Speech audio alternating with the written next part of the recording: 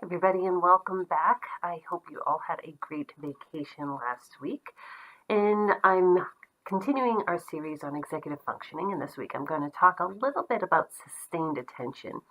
And sustained attention is our ability to maintain attention despite being tired, all the distractions in the world we have, and even being bored with things. It happens a lot. There are going to be things that bore us. There are going to be times that we're tired. There are going to be many things in the world, like technology, that distract us.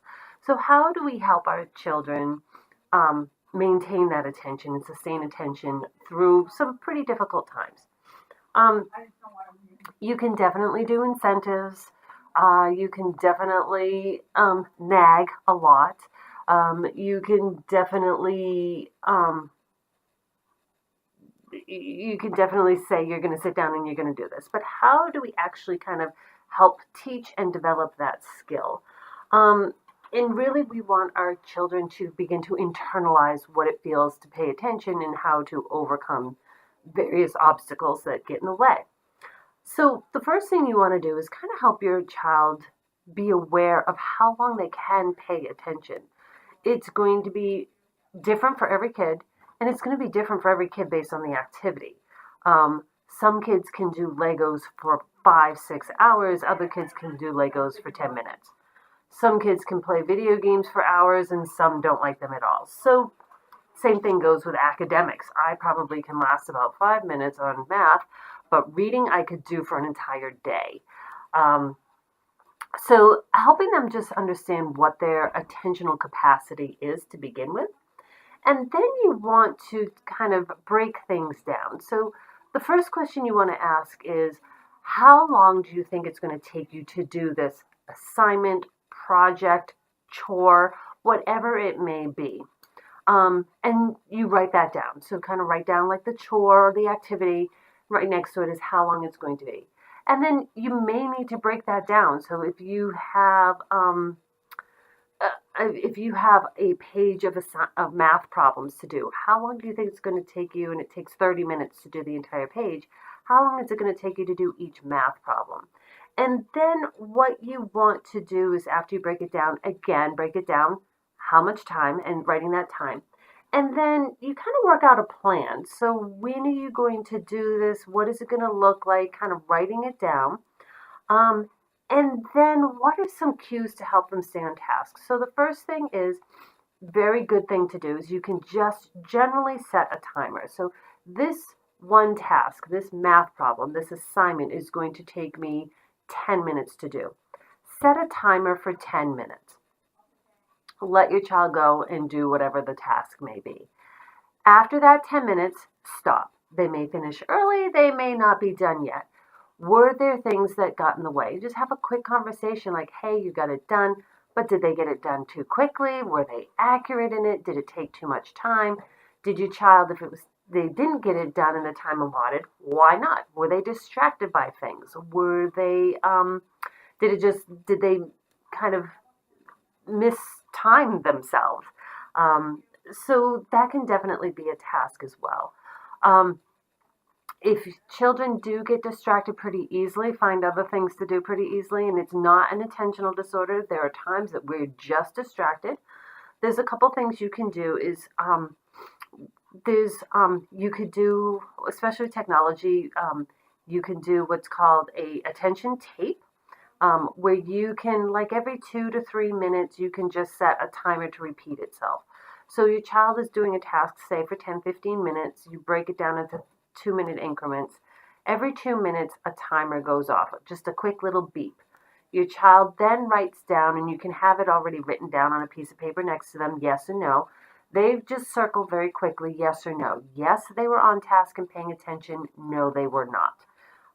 That can kind of help a little bit more as to what's going on and why, and it may definitely be just the task.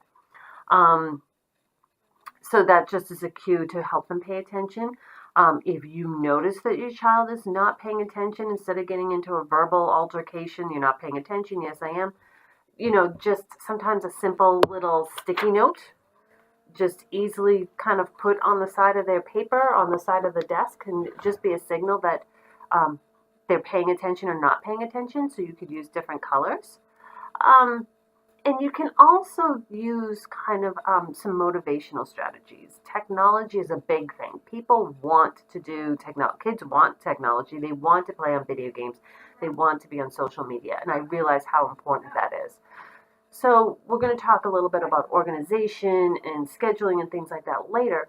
But it's important to include that because that is an important thing, just like spending time with their friends.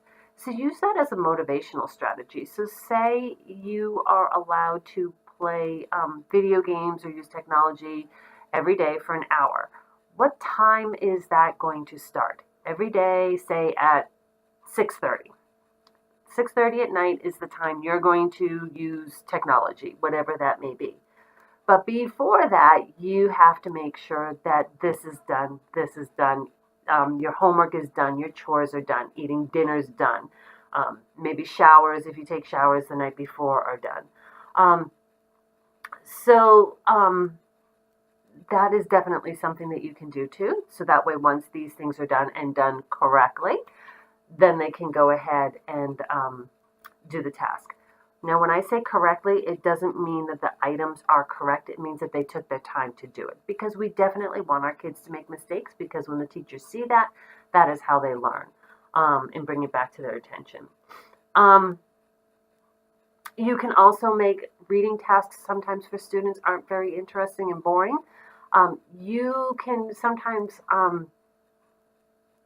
something that I do with some of my college students is I kind of have some questions that I know that they're going to have to go and search for and find when I introduce them to the syllabus, because let's face it, syllabuses are boring to read sometimes. So I will kind of put in some interesting questions like, how do you earn extra credit in the class? Or what is due on this date? Or what is my teaching philosophy? Whatever it may be. So I make the reading a little bit more active for them, so that way they're actually looking for something to answer.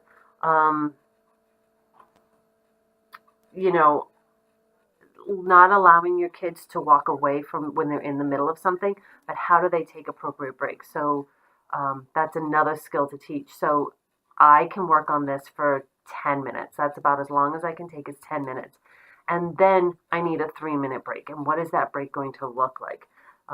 Because, you know, we can't always just go up and run around and things like that. And maybe technology set aside. What else are you going to do to kind of regulate yourself and get back to task and get back to baseline? Sorry. And then, you know, you really want to support them in following through with the plan. As I said earlier, and as I've said in other videos, writing things down is really important and really helpful. So sometimes a nonverbal cue, just kind of putting your finger on what's happening next in supporting them through this, because ultimately you want to let your child know that they're not doing this alone, that you're going to be there supporting them, not doing for them, but supporting them. And follow through with that plan. And then gradually putting more responsibility on your child. And gradually means it's going to take time, and it may be, depending on how quickly you do this, it may be a bit, it may take more time, it may take less time. So it depends on how it is. And when you start to create these habits and these routines, similar ones that we're going to talk about are easier to implement as well. Before I close, I do want to let you know that something that I'm doing as well. If you do visit my YouTube channel, you'll see that there's some additional videos that I'm not putting in the newsletter. This month in advisory, I'm working on executive functioning curriculum. So what I am doing is I am including the videos and including the lessons that I'm working on for the students, and I'm including them here. The first one you'll see that is up now is a introduction video. So it talks a little bit about the brain and some brain science and executive functioning. And then we're going to be working on organization and prioritizing tasks and kind of scheduling around for tasks. So that way I thought it would be good that you can see what your students are talking about and learning about in advisory as well. So you'll see some additional information here. Thank you for watching as always. If you have any questions, please let me know. Have a great week.